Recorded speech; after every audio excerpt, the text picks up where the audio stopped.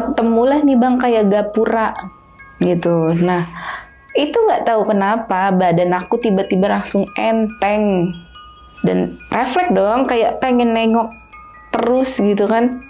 Nengoklah aku lihat sosok almarhumah mantan istrinya suami aku itu. Aku juga cerita, aku bilang aku juga dikasih lihat sosok perempuan muda. Dia pakai kerudung warna putih, jilbab warna putih.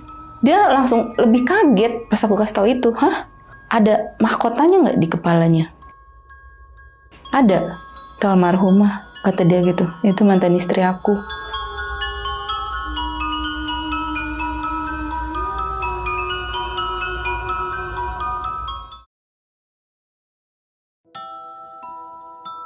Assalamualaikum warahmatullahi wabarakatuh. Balik lagi di channel Kisah Tengah Malam bersama gue Viko Fugara.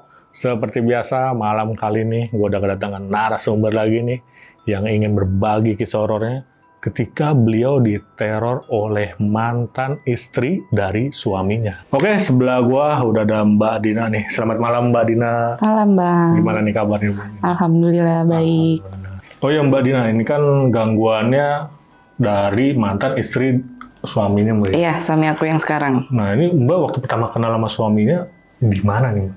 Kalau kenal tuh aku dikenalin sama teman gitu kebetulan. Itu juga belum lama, tahun kemarin. Tahun kemarin? Oke, dan nikah juga langsung? Iya, tahun kemarin juga. Tahun kemarin juga. Nggak lama pacaran, langsung nikah. Oke, berarti kan ini mantan istrinya udah nggak ada Mbak? Iya, karena apa? Udah meninggal kan biasanya. Kalau udah meninggal itu istri duluan diceraiin kan sama si suami supaya kayak nanti suaminya bisa nikah lagi gitu kan.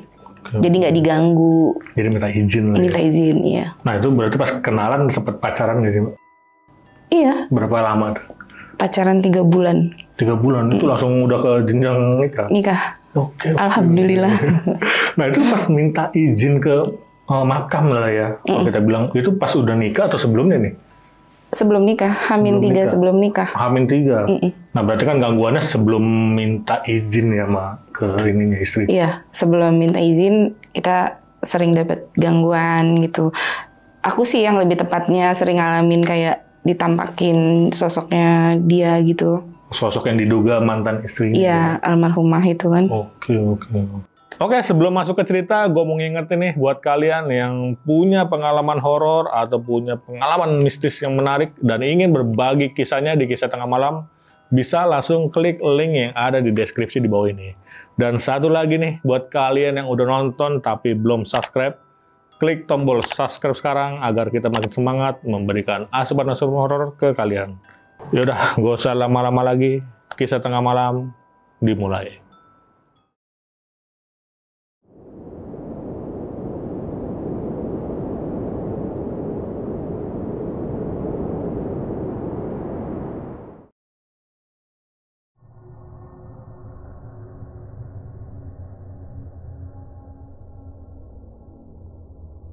Nah, jadi gimana tuh Mbak ceritanya?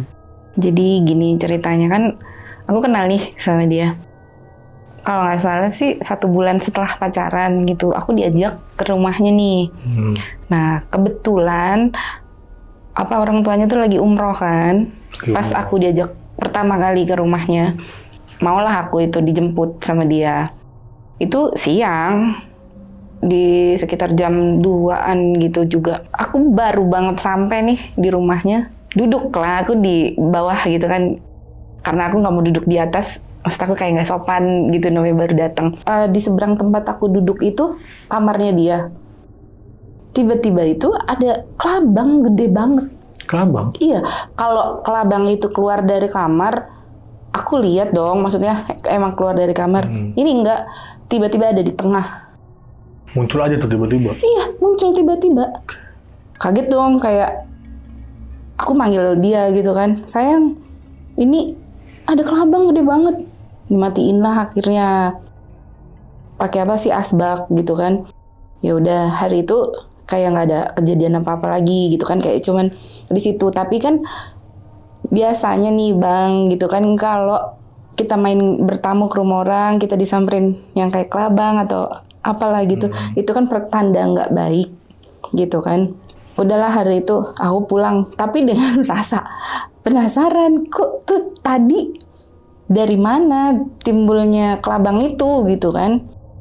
Cuman ya udahlah, 1 minggu kemudian aku baru main lagi. 1 minggu kemudian itu aku kan gimana ya, kayak yang sedikit lupa gitulah kalau orang tuanya dia lagi umroh. Baru datang ngelihat ada ibu-ibu di depan kamar ibunya dia lagi duduk. Kayak duduknya emang madep sana, cuman kayak ngeliatnya begini karena posisi aku kan ada di ruang tamu. Kayak ngeliatin aku kayak gini. Aku kayak yang ngeliatin gitu, tapi sambil senyum-senyum, ya namanya apa, orang tua lah gitu kan. Tapi aku baru ingat, oh iya orang tuanya lagi umroh ya. Cuman tuh aku tahan gitu, nggak ngomong ke apa suami aku nih gitu kan, karena maksudnya masa lo baru bertamu udah apa lihat yang kayak gitu-gitu sih di rumah gue, lo bisa nilai hal-hal yang kayak gitu kan, takutnya ada apa berprasangka kayak gitu dia gitu kan. Udah aku tahan tuh. Besokannya main lagi. Sama, baru dateng. Tapi kali ini sosoknya beda. Itu perempuan muda, Bang. Perempuan muda? Tapi dia pakai apa sih, jilbab gitu warna putih. Dan di atas kepalanya ada mahkota kecil gitu. Terus kayak ini siapa lagi gitu kan, kayak, tapi ini ngeliatin akunya sinis dia. Kayak gini, gimana sih muka-muka orang jutek gitu kan. Dalam hati aku nih, itu siapa lagi lah gitu kan. Ya udah aku ngeliatin dia, aku tegasin itu nggak hilang-hilang. Lama ya karena aku tahu itu mungkin bukan manusia gitu kan. Udah aku kayak sama suamiku ngobrol aja gitu. Nggak ada aku bahas-bahas ngasih tahu dia gitu kan. Nah, itu tuh berlangsung hampir setiap aku ke rumahnya. Itu pasti ada perempuan itu. Sampai akhirnya tuh aku kayak, suami aku tuh dulu kan ngajak nikah gitu kan. Kayak ada niat baik lah dia sama aku. Aku dijemput nih pulang kerja. Nah, akhirnya tuh orang tuanya udah pulang dari umroh ke rumah ya. Aku ada pengen nyampein sesuatu deh nanti buat kamu, surprise gitu kan. Aku nggak tahu kalau orang tuanya udah pulang umroh gitu kan. Dia ngasih tahu aku tuh pas di tengah jalan, kamu jangan kaget nanti ada mami aku, kata dia gitu. Hah? Udah mami kamu gitu kan. Kayak shock lagi mana sih gitu kan. Udah nyampe, akhirnya langsung lah dia ngomong, lo mau nggak nikah sama gue gitu kan. Kayak kita kan kaget gitu ya Bang, maksudnya kok secepat ini gitu kan. Dan tahu nggak Bang, yang si perempuan itu ada di situ juga. Nongol lagi?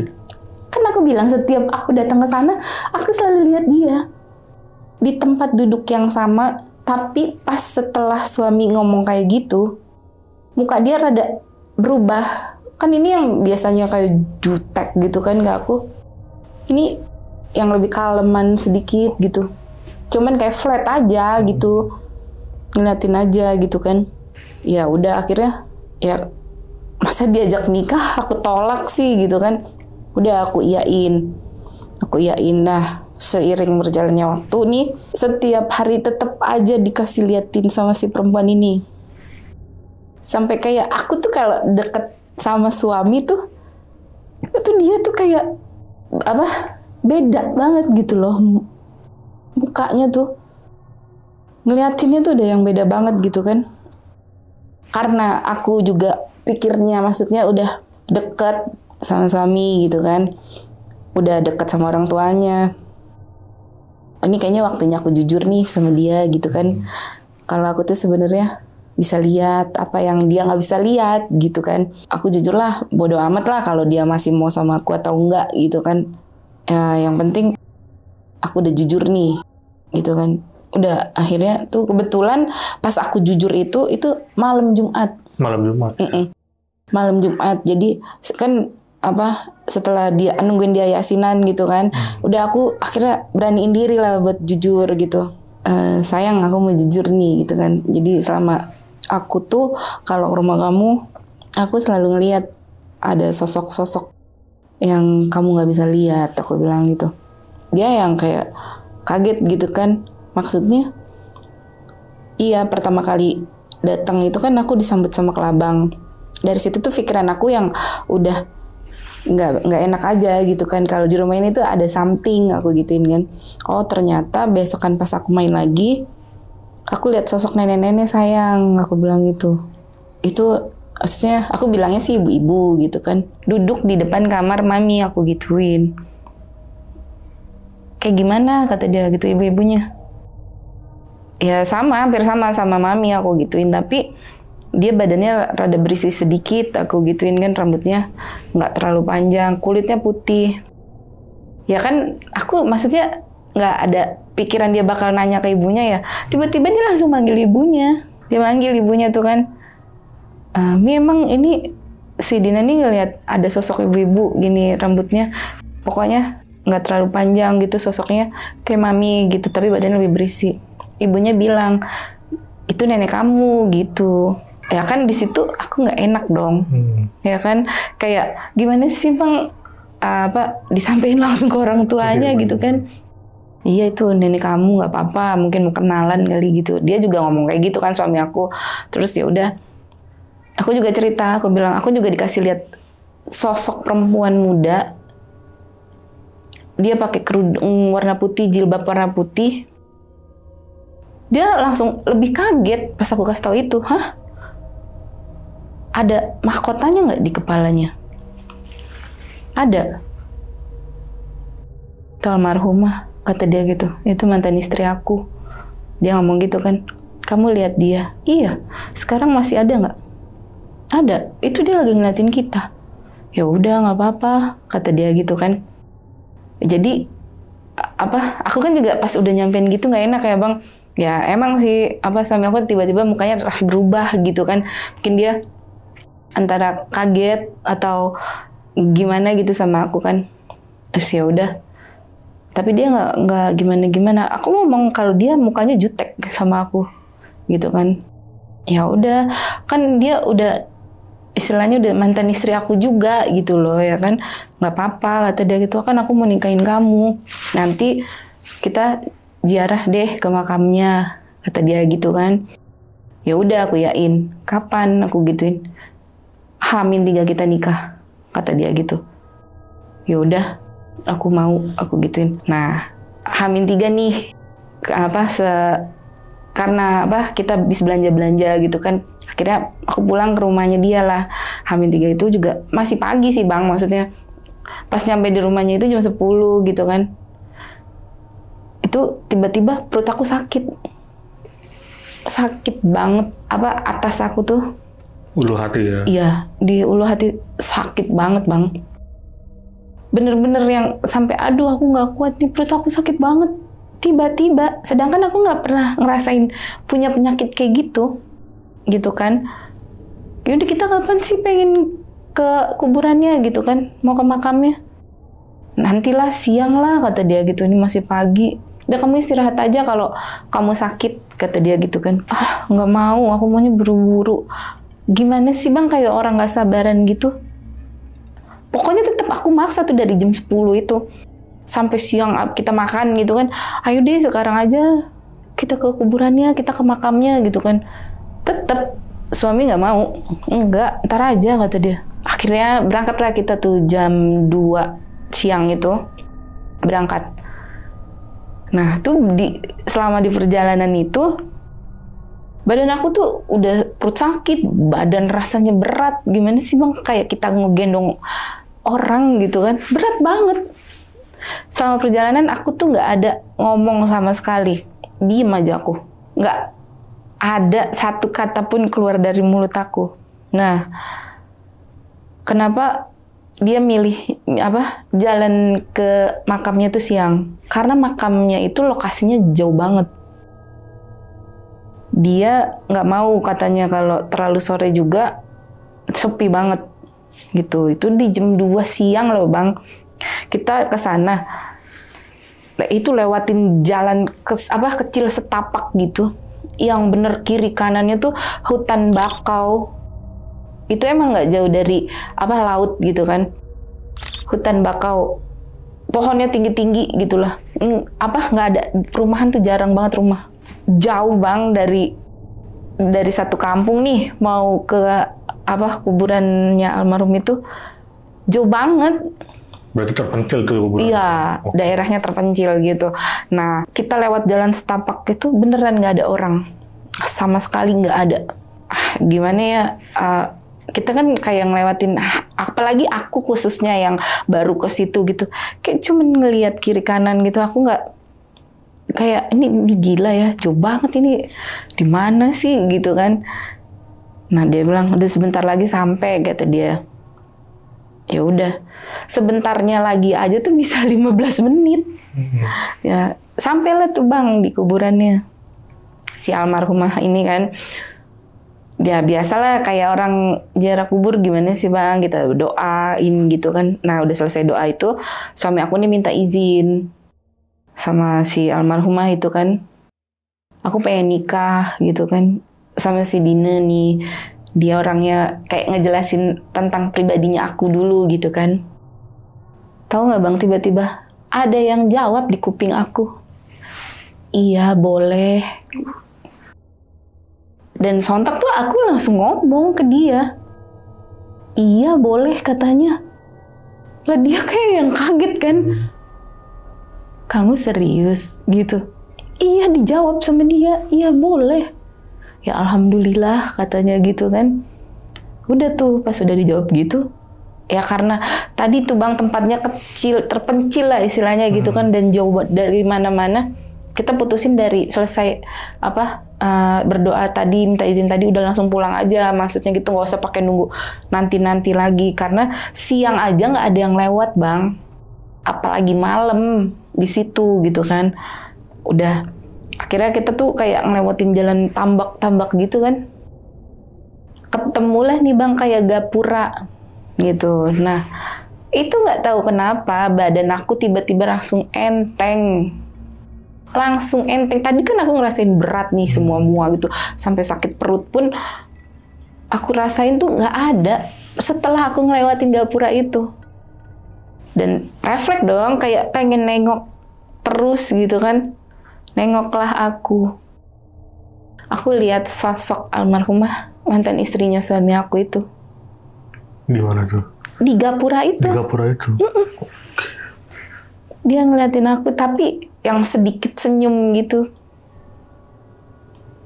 Dia ngeliatin. Di situ bener-bener aku yang balik lagi ke diri aku sendiri ya, kayak aku cerewet gitu, suka ngomong. Terus sepanjang jalan di hutan bakau itu yang kiri kanannya aku bilang itu, aku lihat banyak banget yang namanya pocong Bang. Itu banyak banget yang badannya manusia, kepalanya tuh hewan. Aku ngomong sama suami aku, lu sayang, kita lewat jalan apa sih? Kok kita lewat jalan kayak gini? Lah dari tadi kita juga lewat sini gitu kan. Aku kan tadi kayak nggak sadar lewatin jalan itu, jadi kayak nggak tahu gitu. Kayak lupa gitu kan. Emang iya ya, kok banyak banget Bang dari ujung kita keluar kampungan itu tadi sampai kita mau keluar dari hutan bakau itu banyak banget sosok-sosok yang aneh lah. Aku kasih tahu ke suami aku gitu kan apa yang aku lihat. Di pertengahan jalan itu dia kayak sadar gitu Bang. Dia ngejelasin, oh iya, ini di kampung ini tuh emang banyak kayak apa sih, tukang santetnya gitu. Maksud kamu? Iya, di sini tuh rata-rata warganya masih percaya hal-hal mistis, dia bilang gitu kan. Dan di sini masih banyak yang namanya tuh tukang santet gitu kan. Ih, ngeri banget aku gituin kan. Nah kan akhirnya kita sampai rumah lah nih Bang, ya kan. Itu suami juga kayak baru sadar banget dia Bang, kayak inget gitu almarhumah itu sakitnya apa gitu kan. Kamu tadi sakit perutnya di mana? Dia nanya gitu kan. Aku sakit perutnya di sini, aku bilang gitu kan, di atas perut aku. Dia kayak yang gimana ya Bang, pengen ngomong mungkin cuman rada takut apa gimana, nggak enak gitu. Kayak sempat diam dulu. Itu almarhumah sakitnya juga kayak gitu. Dia ngomong gitu kan. Divonis sama dokter itu dia sakit lambung, Bang. Itu pun dia sempat kayak koma gitu 1 mingguan. Tapi di keluarganya si almarhumah ini percaya tuh dia kena guna-guna juga. Si ini almarhum. Iya. Karena sakitnya nggak sembuh-sembuh, ada aja gitu loh. Dan suami aku ini pas lagi sama si almarhumah itu, kan almarhumah itu hamil ya, 2 kalinya keguguran. Itu hamil pertama 2 bulan, hamil kedua 2 bulan juga hamil anggur gitu, keguguran semua. Jadi kayak keluarganya percaya kayak emang ada guna-guna gitulah, gitu. Kayak nggak beres lah ya gitu. Iya. Nah, akhirnya nih kan aku nikah sama suami itu setelah 3 bulan pacaran kan. Aku nikah di Jakarta. Hari pertama nikah itu aku ditinggal kerja gitu kan. Tidurlah sendiri. Itu Bang, tawa kuntilanak. Gak berhenti-berhenti dong. Terus di setiap jam 1 gitu sampai jam 3 itu aku denger suara itu. Kayak akhirnya aku kayak keganggu lah ya kan, aku cerita lah sama suami aku. Aku bilang, "Pak, aku denger suara kuntilanak ketawa," aku gituin. Yang bener kamu, kayak dia kan maksudnya biar aku nggak takut lah di kamar sendirian gitu kan. Iya beneran aku denger. Ya udah kata dia, baca doa aja kalau mau tidur. Iya aku gituin. Nah, ini di hari kayak udah lebih dari seminggu lah gitu kan. Itu jam 3 pagi aku denger ada suara nyapu di halaman rumah. Kan kamar aku paling depan. Jadi aku tuh beneran denger serak gitu. Aku intip nggak ada. Sepi ya? Iya nggak ada siapa-siapa. Emang aku udah nggak pernah lihat sosok si almarhumah itu atau nenek-nenek itu kan di rumah. Tapi aku suka lihat penampakan yang lain gitu.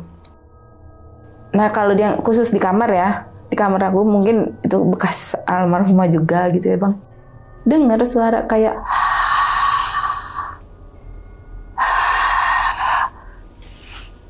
kita kan kalau udah malam nggak ada suara apa-apa gitu kan.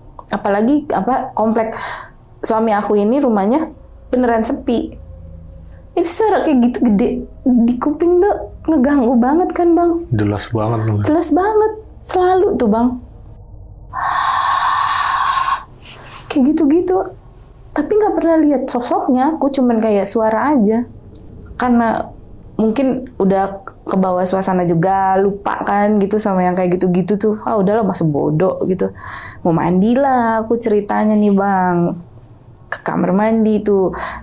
Emang aku tinggal sama mertua gitu kan. Tapi kalau aku mau mandi tuh kayaknya sepi aja pada masing-masing di kamar gitu kan. Tuh mau mandi tuh aku masuk kamar mandi, baru mau buka pintu, ada sosok gede, tinggi, hitam. Gini Bang. Aku buka pintu, dia ngelongok gini. Kaget lah aku ya kan. Nggak jadi mandi aku. Kelihatan berarti mukanya dia tuh? Kelihatan, mukanya gosong. Badannya gede, tinggi. Akhirnya, karena aku duduk lah habis lihat itu, nggak jadi mandi kan. Duduk aku tuh di ruang tamu. Keluarlah mertua aku. Duduk nanya, "Kamu kenapa?" gitu kan. Tadi aku lihat ada sosok hitam gede di kamar mandi. Hah? Kayak dia bingung gitu kan. Emang masih ada? Dia ngomong gitu. Lah maksudnya masih ada? Udah lama banget loh sosok itu ada di kamar mandi itu. Itu juga maksudnya orang Bang yang lihat. Jadi zaman dulunya tuh maksudnya depan rumah suami itu pos skamling gitu ya. Itu tetangga yang lagi ngeronda itu bisa masuk ke kamar mandi tapi lewat samping rumah. Jadi bisalah ke kamar mandi gitu kan. Itu orang-orang yang ronda bang, yang biasanya dikasih lihat sosok itu. Berarti udah sering ya? Udah sering, tapi kalau keluarganya suami justru sama sekali nggak pernah ada yang lihat. Malah orang lain aja yang dikasih lihat gitu. Makanya kan mertua tadi tanya, emang masih ada sosok itu? Masih ada. Sampai sekarang kalau aku lagi masak, aku selalu ditemenin sama dia. Kayak beneran bang, dia ngintip dari kamar mandi. Kan dari kamar mandi ke arah dapur aku gitu kan. Kayak gitu nemenin aku. Pernah juga ada sesekali gitu. Kan emang model kamar mandinya itu nggak full atapnya sampai ke atap gitu kan. Ada tempat gitu. Pernah lihat ada anak kecil duduk di situ. Yang di atas kamar mandi. Di atas kamar mandi. Sampai kayak gue mikir, ini mata aku yang salah apa gimana, tapi itu jelas banget anak kecil gitu duduk. Nah belum lama juga kejadian di rumahnya gitu kan. Aku tuh lagi masak, ada keponakannya nih main gitu kan di kamar mertua aku kan. Tuh lagi ngobrol bang sama mertua aku. Iya, kamu mau apa? Kan kita denger nih suaranya ya kan. Tapi aku ceritanya selesai masak, habis matiin kompor, ke depan lah aku bang. Mertua aku ada di depan, baru masuk dari gerbang. Aku pastiin lagi dong, itu tadi suara siapa? Ponakan sendiri. Gak ada mertua aku tuh. Udah sendirian? Sendirian. Mertua aku sama adik ipar aku baru masuk dari gerbang. Aku kayak yang bingung lah, siapa tadi yang ngajakin ngobrol keponakan gitu kan. Kayak, aduh bodoh lah. Akhirnya aku cerita tuh ke suami. Masa kata dia gitu, kok kamu gak langsung cerita ke aku? Aku lupa, aku gituin. Ya udah katanya, anggap aja lah. Kamu halu, kata dia gitu. Ya gimana ya. Abis kan emang beneran bang, aku denger suaranya. Tapi dia lagi ngobrol gitu kan. Nah sedangkan mertua baru masuk dari gerbang. Itu siapa gitu loh. Nah kan karena udah berjalannya aku nikah nih adalah 1 bulanan gitu. Jalan-jalan lah aku sama suami nih ke Bandung. Itu perjalanan dari sini kita kayak lewat daerah Jonggol sana kan. Ke Bandung naik motoran tuh kita. Itu aman. Hari pertama itu kayak nggak ada apa-apa, semua lancar gitu kan. Kayak kita cari hotel aja dapet bang gitu, walaupun itu malam minggu loh. Di Bandung malam minggu pasti kan penuh semua hotel. Ini dapet loh bang. Akhirnya kan udahlah kita kayak yang nikmatin malam minggu itu kan. Malam Seninnya aku nggak mau pulang. Aku bilang, Pap kita tambahlah ya 1 hari lagi di sini, aku gituin. Besok kerja, udah gak apa-apa lah gitu kan. Itu malam Senin bang, susah banget nyari hotel, semua penuh. Malah terbalik kan. Padahal itu maksudnya bukan ada hari libur itu hari biasa aja gitu. Itu penuh. Akhirnya kita cari-cari nih semua. Dari kita di daerah alun-alun Bandung sampai ke atas-atas lah tuh akhirnya kan. Dapat nih bang di yang kosong di daerah Kampung Gajah. Dapat, kita booking lah ya kan via online tuh. Ya namanya di online gitu ya, kan pasti udah cakep aja deh ya kan. Nggak mungkin jelek gitu kan. Datanglah kita ke situ bang. Baru masuk, yakin ini kayak gitu. Yakin lah, udah kata suami aku gitu kan. Udah kita parkirin motor. Itu motor aja cuman ada 3 doang. 3 motor doang. Gak ada lagi sama sekali. Kan kalau kita check-in via aplikasi itu kan kita datang nih. Pasti kan nunjukin bukti ya kan, bukti bookingnya gitu kan, email kan.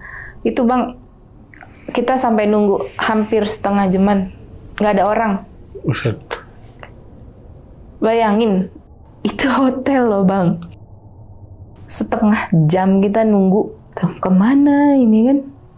Adalah waktu itu kan aku sebelum hamil masih ngerokok kan, kita nunggulah kan ngerokok. Ini bentar lagi maghrib, aku bilang gitu. Masa nggak ada? Dateng bang, itu yang jagain hotel itu. Maaf ya, saya habis dari rumah. Kok bisa sih bang hotel ditinggalin? Masuk akal nggak sih coba? Yang kayak gitu, aduh. Akhirnya udahlah, masuk tuh aku kan. Ini ya pak, kamarnya di atas lantai 3. Hotel biasanya kita kan kayak dianterin loh bang. Kita apalagi tuh hotelnya gede loh bang. Bang, ini kita nggak dianterin karena kan udah tuh sepi bang, gelap lagi bang, nggak ada lampu. Ini apa gue yang salah mesen, tapi di foto tuh masih bagus gitu kan. Ya udahlah, akhirnya kita naik tuh ke atas. Kita naik ke atas. Jadi pas abis dari naik tangga itu ada pintu gede banget nih bang. Bandung cuacanya dingin dong, ya kan? Pas dibuka pintu itu panas banget bang hawanya. Pengap gitu ya. Kalau pengap ini masih mending, panas. Kan ngelangkah nih bang. Aku kan gitu. Itu kayak badan aku ketinggalan di belakang, kayak tapi aku bisa ngelihat aku gimana sih? Kayak aku bisa ngelihat diri aku nih ketinggalan. Pas baru pertama kali nginjek itu. Pas masuk ke dalam kamarnya ya? Bukan kamar. Oh, mana tuh? Apa sih? Jadi dia setiap lantainya itu harus, kita nggak ada lift, naik tangga. Jadi masukin ruangan itu dulu gitu, ngelewatin buat naik tangga selanjutnya ke lantai 3. Itu beneran panas banget bang. Kayak aku ngelihat diri aku sendiri di belakang. Kayak lu kok lama banget sih gitu. Baru tuh kita jalan gitu.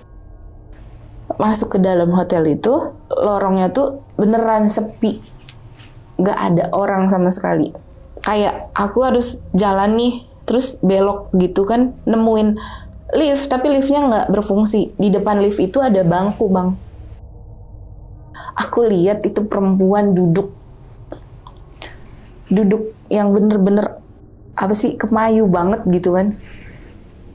Pakai baju warna hijau, pakai selendang warna hijau, di apa sih, konde-konde gitu.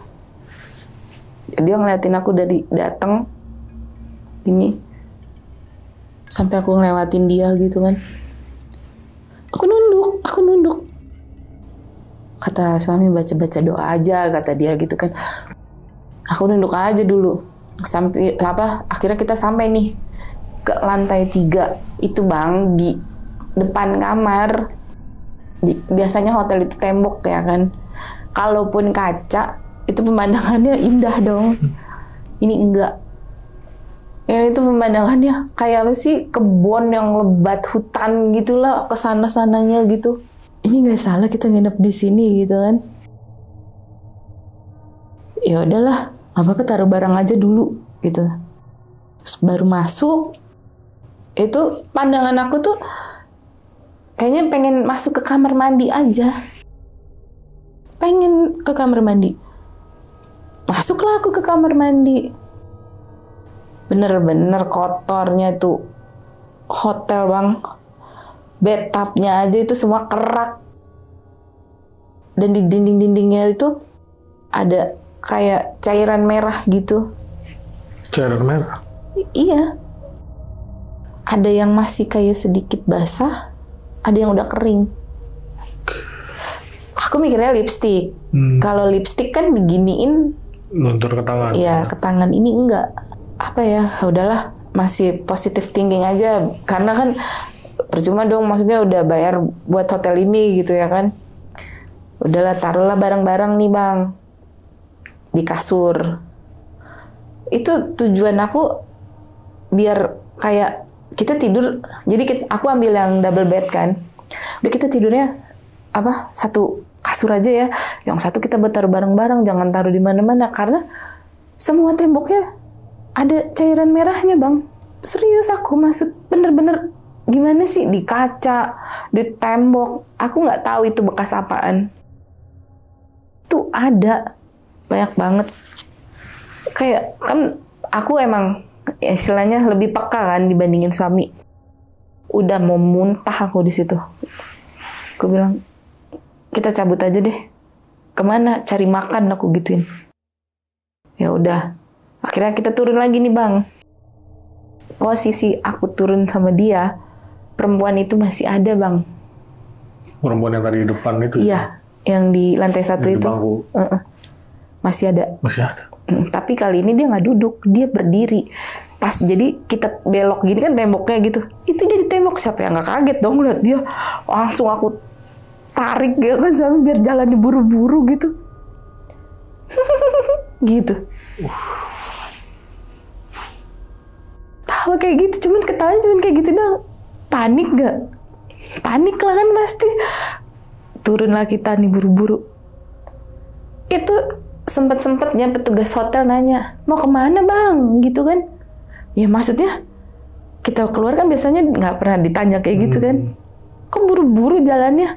Seakan dia kayak tahu gitu loh Bang. Cuman kayak ditutup-tutupin gitu kan. Mau cari makan? Oh iya kata dia gitu. Akhirnya keluarlah nih aku dari hotel itu kan. Karena mau cari makan udah malam juga gitu. Maksudnya posisinya jauh nih Bang kalau buat cari resto atau tempat makan pinggir jalannya gitu nggak ada. Adalah warung di salah satu rumah warga. Makan mie akhirnya aku di situ. Sambil makan mie kayak yang aku kepo kan. Bu, hotel itu kok sepi ya? Aku gituin. Hotel mana Neng? Gitu kan. Ini Bu yang deretan warung Ibu. Aku gituin. Iya kata dia. Karena ini Neng, karena COVID. Alasannya gitu. Masa sih Bang? Maksudnya kalau COVID itu bener-bener nggak keurus gimana sih gitu kan. Kan aku nggak pernah tahu ya maksudnya hotel itu dulunya apa. Terus si ibu itu ngasih tahu dulunya itu rame sebelum COVID, itu kayak tempat klub malam gitu. Oh aku bilang ya udah, tapi nggak apa-apa Bu kalau nginep di situ, aman nggak sih gitu kan. Ya selama ini sih kalau warga sini gitu paling cuman kayak denger kabar sekilas apa penampakan apalah gitu kan. Tapi kalau buat yang nginep ini kita kurang tahu lah kata dia. Dan dari situ aja udah nggak meyakinkan jawabannya Bang, seakan-akan kayak ada yang ditutupin gitu kan. Ya udah akhirnya aku buat apa pikiran gitu mutusin nih sama suami. Udah kita balik aja lah ya. Aku bilang itu ke hotel. Terus kita cari hotel baru lagi aja. Ya udah kata dia. Akhirnya dengan hati antara gini, maksudnya kalau gue naik lagi pasti gue ngeliat lagi nih sosok ini gitu Bang. Ya kan takut nih gitu kan. Aduh kalau gue nggak naik, barang gue di atas. Gimana ya? Udah nekat tuh Bang. Udah tuh kita jalan nggak yang pelan. Udah gimana sih? Main tarik-tarikan gitu. Itu kan nggak ada siapa-siapa. Suara TV nyala Bang di setiap kamar. Di setiap kamar? Nyala. Kayak di suara orang nempatin. Tapi abang mikir deh, 3 motor doang gitu kan.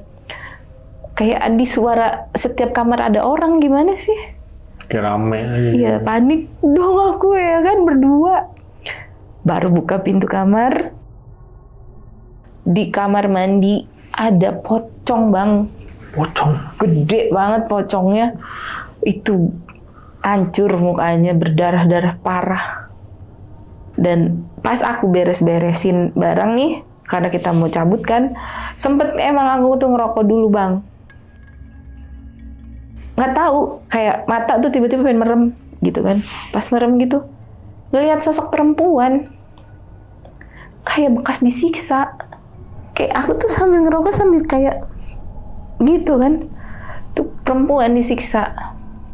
Dari situ udah aku memutusin biar udah kita cabut aja lah, nggak apa-apa rugi gitu kan, daripada kita kenapa-kenapa di sini gitu kan.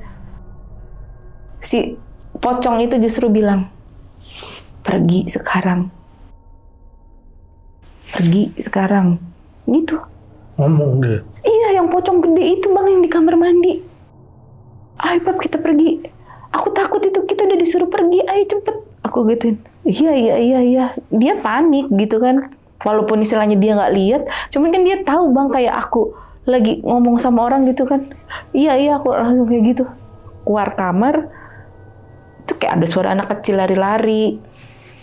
Rame, kayak itu kan emang bekas klub gitu. Suara musik klub kedengeran bang. Aku yang kayak anjir. Ini apaan sih? Beneran kenceng banget musik klub, jedak-jeduk gitu. Itu kedengeran. Kira lari lah kita berdua nih turun ke bawah kan. Lari, udah Pak maaf, saya mau check out aja gitu. Diketawain bang kita sama petugas hotelnya.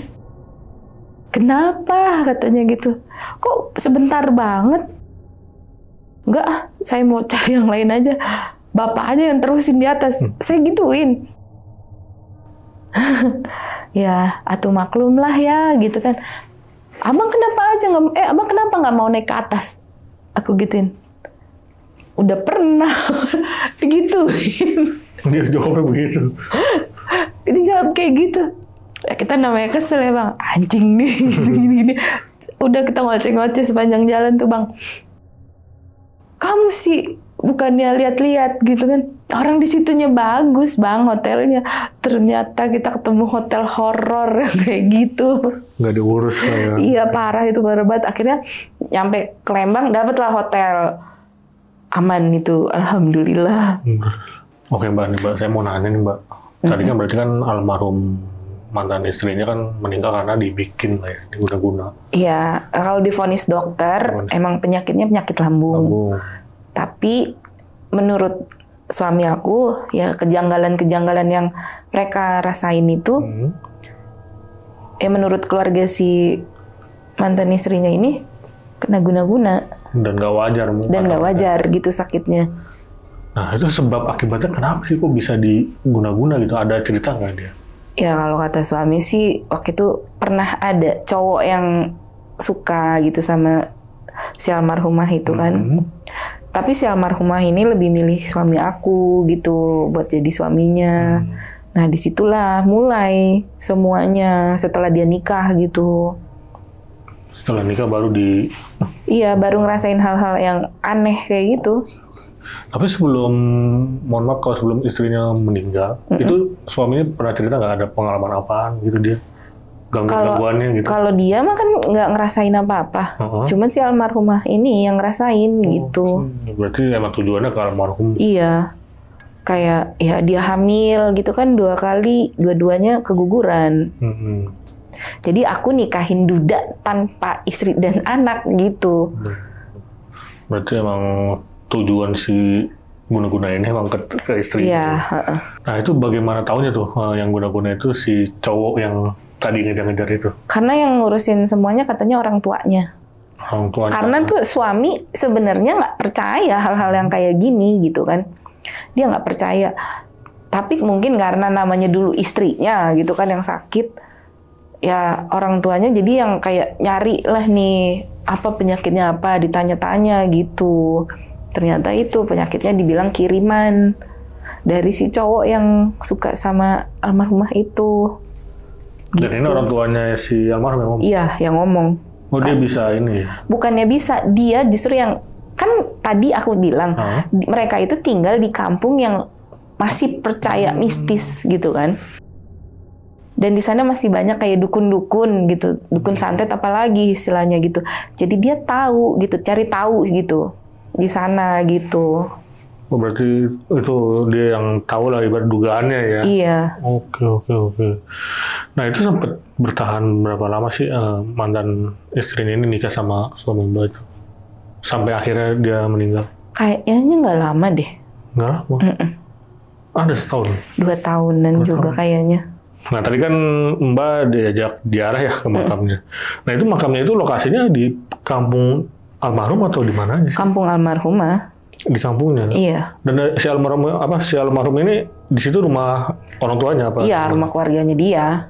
Makanya diputusin buat dikuburin di sana gitu kan. Sebenarnya tuh suami aku tadinya mau bawa dia justru ke rumah keluarganya gitu kan. Karena keluarganya suami aku itu emang udah nyiapin kayak tempat tanah gitulah buat kuburan gitu. Kalau ada keluarga yang meninggal gitu. Pemakaman keluarga lah ya. Tapi karena itu nggak kejangkau Bang, sama mobil pun kayaknya udah jauh banget deh gitu, nggak mungkin ada yang mau ke sana. Jalannya juga katanya jalan setapak. Iya, jalan setapak gitu. Sinyal aja tuh di sana nggak dapet Bang. Itu di daerah mana sih kalau boleh tahu tuh? Maksudnya masih di Jakarta apa di luar Jakarta? Di luar Jakarta sih intinya gitu kan. Sinyal aja nggak dapet di sana, serius. Dan itu lokasinya di pesisir berarti? Di dekat laut. Ya. Oke. Nah tadi kan juga sempat pertama tuh Mbak pas baru pertama kali main ya ke rumahnya, ngelihat sosok ibu-ibu udah tua lah ya, bisa dibilang, dan itu neneknya si suami ya. Nah itu pernah ada cerita nggak sih kenapa sih dia nampakin Mbak, apa mau ngasih tahu sesuatu atau apa? Kayak ya, apa sih, dia kayak pengen tahu aja, maksudnya aku ini siapa gitu. Setelah kita emang udah kenal gitu kan, aku niatnya juga baik loh Bang, maksudnya mau nikah sama cucunya gitu, udah hilang, nggak pernah ada nampakin lagi sampai sekarang, alhamdulillah. Tapi yang keseringan yang nampakin ini si almarhum itu? Iya, dia yang sering.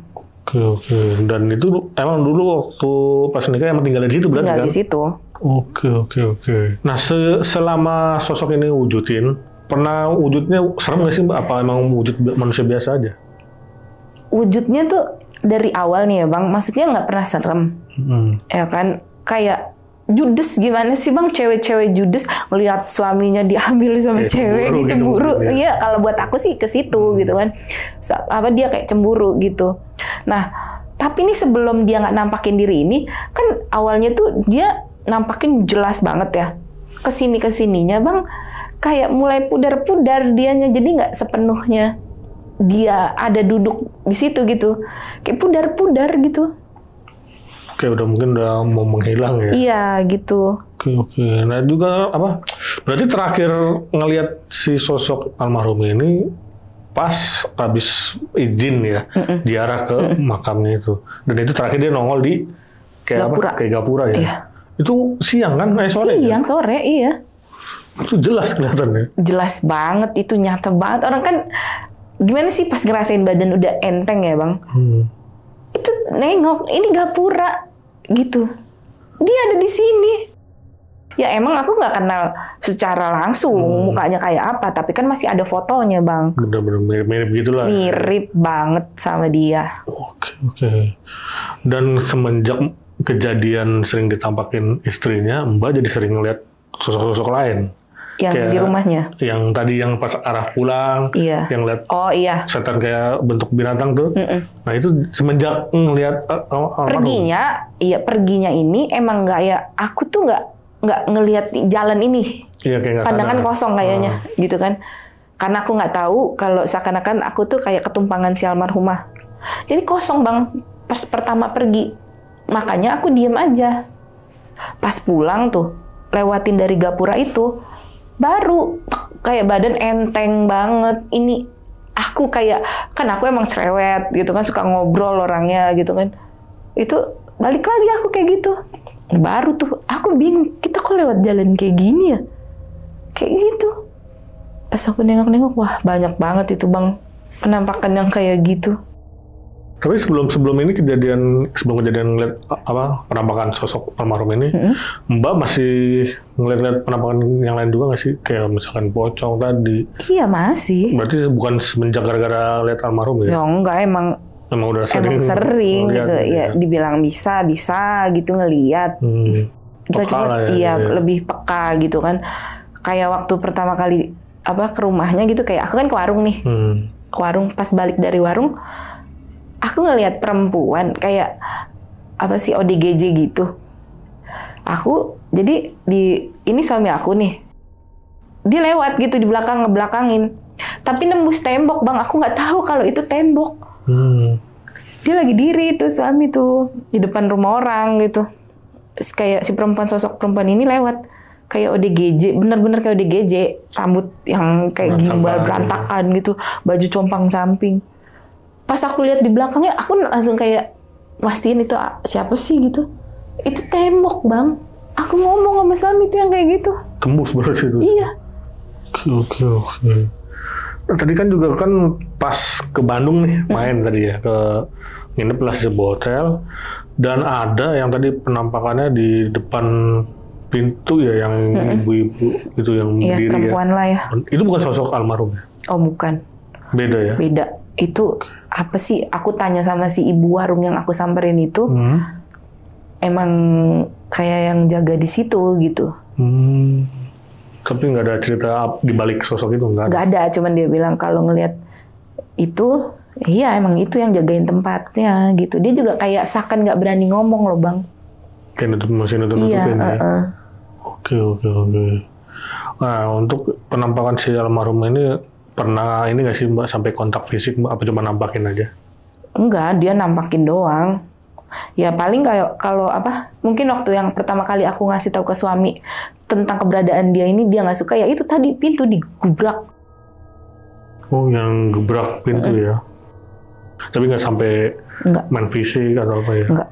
Alhamdulillahnya enggak. Oke, sekian nih cerita dari Mbak Dina untuk malam kali ini. Terima kasih banyak Mbak Dina. Iya, sama-sama. Sudah berbagi kisahnya di Kisah Tengah Malam. Dan gue mau ngingetin nih bagi kalian yang punya pengalaman horor atau cerita-cerita horor menarik dan ingin berbagi kisahnya di Kisah Tengah Malam, bisa langsung klik link yang ada di deskripsi di bawah ini.